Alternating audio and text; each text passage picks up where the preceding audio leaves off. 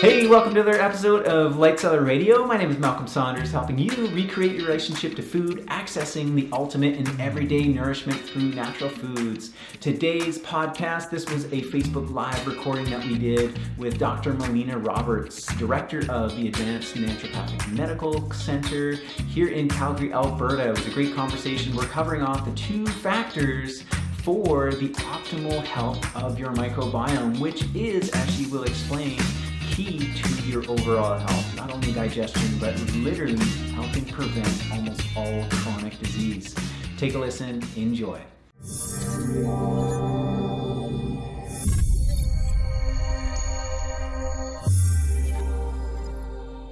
Well, I got a very special guest for you guys today. We're going to cover the two key factors for the microbiome, for optimal digestion, absorption, and elimination. This is a special conversation with Dr. Molina Roberts. She's the director of the Advanced Naturopathic Medical Clinic up here in Calgary in the Northwest. She's just up at Market Mall. And so I'm just going to say right off the top, this is an opportunity for you guys to post your questions down below. We're going to get to know Dr. Molina. We're going to hear from her about these two key factors of the microbiome. And this is your opportunity. We're going to make it interactive. We've got Lynn on Facebook. We've got Pure Earth Organics. Hello, guys in red here. Awesome. And a couple others joining us on Instagram. So here we go. Let's dive in. Hello, Carol. Nice to see you on this afternoon. Brent's just joined us as well. So let's hear from Dr. Molina a little bit about your story and how you came to be a naturopathic doctor, a little bit about your practice and how, and then that will lead into microbiome, and we'll talk about that and obviously how key it is, but we really want to share an understanding from your perspective about the microbiome, those two key factors that people watching today can get an understanding of how to build that and make sure those are in place so they do have this optimal health. For sure. So just a little bit of background of how I became a naturopathic doctor was a few different influences in that one was that when I was a kid, I had really bad allergies and eczema. And when I was about 13, a family friend said to my parents, you should try taking her to see a naturopathic doctor. Right? And they brought me to see a naturopathic doctor and my allergies and eczema magically disappeared. Magically? Well, I didn't really understand what it was at the time. Yeah, for sure. So then just going through school, I was sort of gearing up to go to conventional medical school. But as I was gearing up, I was kind of doing lots of volunteering and working with medical doctors and working in hospital settings. But the more time I spent in that environment, what I was finding was that patients I wasn't really seeing patients get better. Right. So what I did was I just spent some time in a naturopathic clinic. Right. And every single person who came in the door, I would just ask them what their experience was, what their story was. Yeah. And every single person had a success story.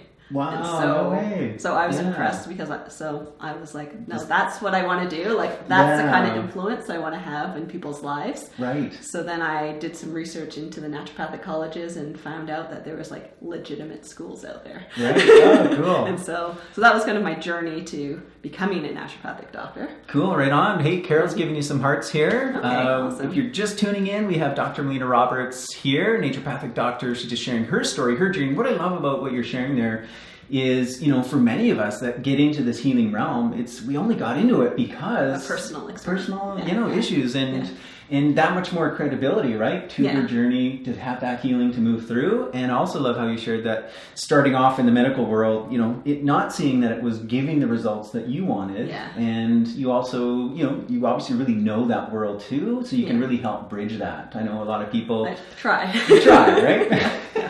Sometimes just come on over, right? Yeah, for sure. Okay, cool. So we're here. We're live on Facebook. We're live on Instagram. We got folks joining us. If you have any questions, post it down below. We're going to be talking about the two key factors that you need for optimal health of your microbiome. Now, to kind of lead us into that, tell us from your perspective, what is a microbiome? I mean, that may be a massive question, but just kind of really bring it down to our level here, how we can understand that, and then we'll take the conversation from there. Well, I love this topic. I love talking about the microbiome. It's like a huge area of research for me. Totally. And I'll just say, I'm going to jump right in. This is a key, right? Yeah. If anybody's looking for, a care practitioner, a naturopath, someone to work with, the fact that she loves the microbiome, that's a good clue. That's a good key, right? Okay, thank you. Because, she knows how key and how critical it is to our entire body's health. So if you're working with a practitioner and maybe they haven't heard that term before, that's a good sign to find someone else. All right, keep going. I love it. So I specialize in something called biological medicine. So it's like a European approach to basically naturopathic medicine, kind of combining maybe a little bit of functional medicine as well from a European perspective. But one of the things that they talked about very early on, so they've been doing it for hundreds of years, is talking about what we call the microbiome, but what the Germans called the microflora. Oh. And how that was, if we worked on the microflora, that was the key to optimal health. Right. And I would remember learning that and being like, that sounds so awesome, right? Yeah. And I think that as I was learning about that microbiome, in terms of treating chronic disease, anytime I saw any sort of patients, that's what I would work on. I would always work on healing up their gut. So I've been doing this for, 14 years. Wow. And I think that's sort of what led me into doing even more research into the microbiome, because that kind of is what led to me writing my book, because I was thinking, okay, well, if I have to work on fixing up people's microbiome in chronic disease, if we have little ones, so as I had my daughter, can we figure out a way to build up their microbiome correct right from the beginning, and then set up them for optimal health in their future. Right. And so that's where I started doing more intense research into this microbiome. So I love that it's such a huge area of research right now. Cool. And as you're saying, that was one of your topics of your book. So what is the name of your book called? Called Building a Healthy Child. Building a Healthy Child, right? Starting from the gut, right? Exactly. And that whole microbiome. So if you've got any questions, just post them down below. This is a great opportunity. All right. We have Jerry. She's giving us a thumbs up, right on. We're getting a bunch of waves here. Yeah, we got some waves on Instagram. Awesome, cool. So post your questions down below. We're here having an interview, a conversation with Dr. Molina Roberts about the microbiome. So she's just kind of laying the foundation for our conversation to continue. So you're going to learn the two key factors required for the microbiome to have this optimal health. We've established that really health is in the gut. We've got to start there. Yeah.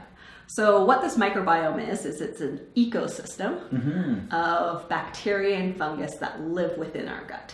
So there's lots of them. There's 10 times the number of those microbes than there are cells in our body. Whoa. Yeah. 100 trillion of these microbes that live there. Yeah. And they actually dictate so much about our health. So they will dictate how well we're able to absorb the nutrients from the foods we're eating. They actually produce their own nutrients as well. So that's a really important factor. So if they're in balance, they're going to be making nutrition for us. And in terms of how balanced this gut flora is, this will actually dictate how healthy we are as people. And there's so many connections from balancing our hormones to how our brain functions to preventing chronic disease in terms of how well this microbiome is functioning. Yeah, and this is something I had to learn because I'm into the nutrition world, the food world, and consuming all these great things. But if you don't have your microbiome in optimal functioning condition, you're not going to, like you said, you're not going to absorb those nutrients, and then you're not going to get those unique nutrients that these bacteria produce for you. Yeah. Yeah. So all pretty cool. Yeah. All right. So let's get in. So should we start with number one, which I kind of said. Right. Okay. All right. So the number one factor here, we're going to start here. So here we go. Number one factor is something called balance. All right. There we are. Okay. Yeah. So These microbiomes, we kind of call them, we say that there's like unhealthy ones and healthy bacteria and fungus. And what happens is that they need to be in balance. So they have like this symbiotic relationship. Yeah. And we need them to be in good balance in order for this digestive tract to be healthy and for that microbiome to be able to work well. Right. Work for us. I remember, there's that, you hear about candida, right? The bad bacteria. And it's not necessarily it's bad, it's when it's out of balance, right? You have too much of this. And you talk about, the role that they play. And when you're kind of have that imbalance, I remember for me, kind of early in my nutrition journey, I was like a sugar junkie. Yeah, exactly. And we used to always joke, oh, it's my candida talking, right? It's the candida craving. It's it influences your emotions. But that's really what it is. Because there's way more of them than there are cells in your body, especially when you have that overgrowth. Yeah. So when you have those cravings for sugar, and I'm sure lots of people in this audience would have those cravings for sugar, that is that gut flora having so much control that you're needing to take in those sugars in order to feed those overgrowths. Right? Yeah. And once, so our number one point that you've just shared here, once I was able to balance that, have that good balance, those cravings become much less and my health improved. Yeah. Okay, so we're halfway through. We've covered one, and I'm sure there's a little bit more to unpack. I want to make sure we get to questions. So anytime you got questions, post them down below. We have one here on Instagram. All right, Anna, she said, I heard that bacteria during vaginal birth helps build a microbiome for the baby. Yes, you're giving a thumbs up to that. What if C-section is necessary? This is something that a lot of us, maybe you've been born C-section, maybe you're about to face that. Is it still possible to build up good bacteria? Great question. Thank you so much for that. And take it away. So that's very true, is that the first building of the foundation of that microbiome is coming through that vaginal birth canal, and we pick up a lot of that good, healthy bacterial flora from our moms. And so C-section babies, when they actually check the microbiome of those babies, have actually very different microfloras than those vaginal birth babies. So since we figured this out, and I don't know if a lot of people are doing it, I believe it's called seeding.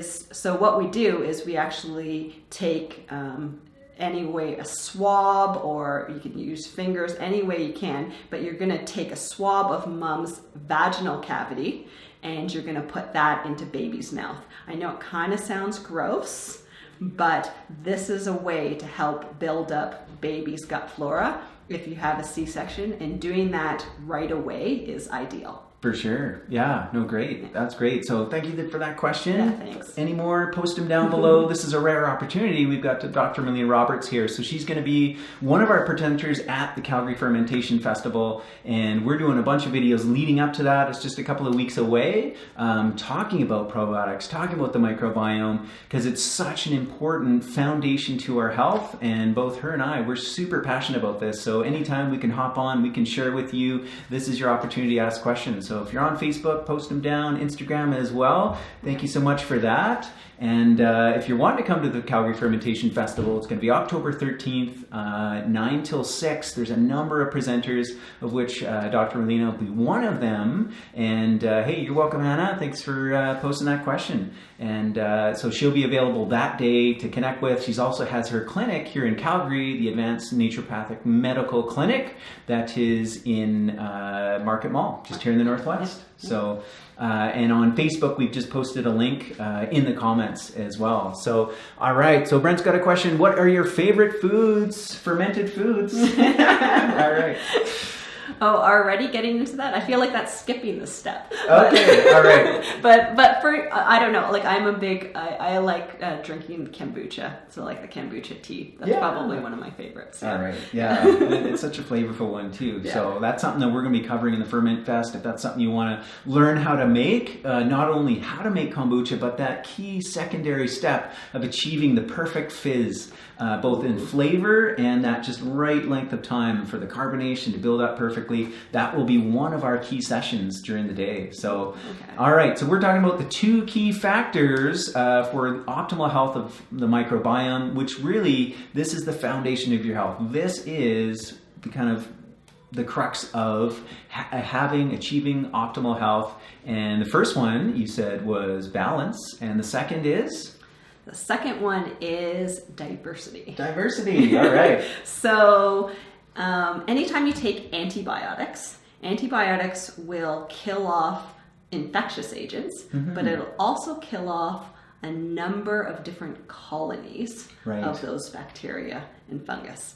So we have lots of different colonies, and so what we want to do is we want to try to make sure we maintain those colonies, and the more diverse those bacteria and fungus are within those colonies and within that whole gut flora, the more diversity there is, the healthier we are. Right. So that's pretty cool study that we've seen too, is that, they check the gut flora of someone who's really healthy, robust, vibrant, and then someone who has a chronic disease, and the big difference there is diversity. Wow. That they have lots of different types of microbes. And we see this is just a reflection of nature, right? We see that in healthy ecosystems. There's a diversity versus, this is what I'm not a big fan of, industrial agriculture, this monocropping. Whether it's plants or animals, having just one species, we see it not end well, right? It's not a healthy environment, and is exactly the same that's in our guts. So here is the next follow-up question. How do we achieve that balance? How do we achieve that diversity? That's a good question.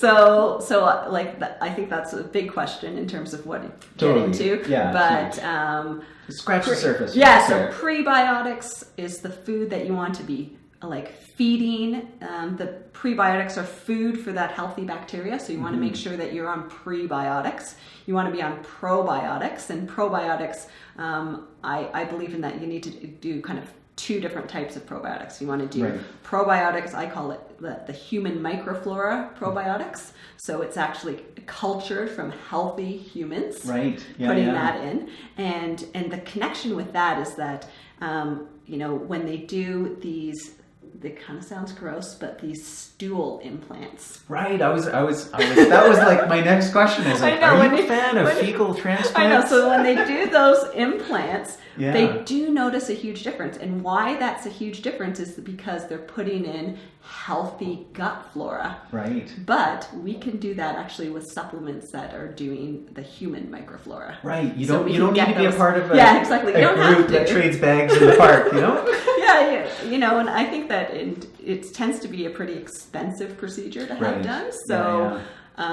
or else maybe there's the exchange, but I've heard of it. It's a thing, actually. It's a thing, okay. Yeah. But anyways, but that's why it's beneficial. And then the other thing is getting the natural probiotics, which is from the fermented foods. Yeah, and those live fermented foods are going to be the most beneficial. Totally. So those are just some of the ways we could be building up that good healthy gut flora. Well, for sure. Well, that's right in line with my thinking as well. This idea of diversity of fermented foods, because every fermented food has its own culture, its own different bacteria. And most fermented foods, when we're eating them live, we're taking those in, right? And if you can feed all those different types of colonies and grow those healthy ones, then it really helps to diversify, balance, and build ultimately good health. Yeah, totally.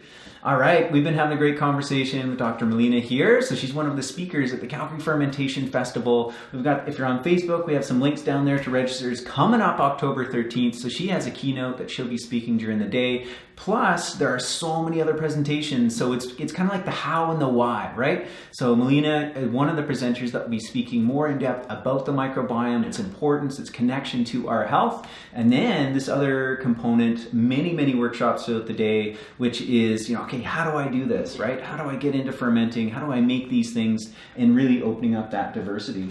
that's awesome. So cool. Well, thanks a lot for joining us. Thank you, Melina, for being on the show. Yeah, if you've enjoyed this conversation, if this is like, spark some ideas, if there's someone in your family or your circle or network of friends that needs to hear this information, give it a like, give it a share, because that's the only way that we're gonna reach people with this life-changing information. There's so many people that don't know about the microbiome, and Melina is a perfect person to be share that message, right? Yeah, super excited to be part of this. Yeah. Share that information with you. Cool. Well, thanks for tuning in. We got lots more videos coming your way leading up to the Fermentation Festival. It's ferment time. It's on. It's the season. We all need to get on it, and happy to share with you guys to empower you on your journey. So thanks again for tuning in, and we'll see you later. Bye. Give Melina a follow. Check her out at her clinic up here in Calgary in the Northwest at Market Mall. Links are down below to connect with her. All right. Thanks again. Bye. Hope you enjoyed that. Definitely click the link and get yourself registered for the Calgary Fermentation Festival, October 13th, 2018. This is going to be an amazing day. You'll hear more from Dr. Molina, her going deeper, plus so many other presenters. Get registered. See you there.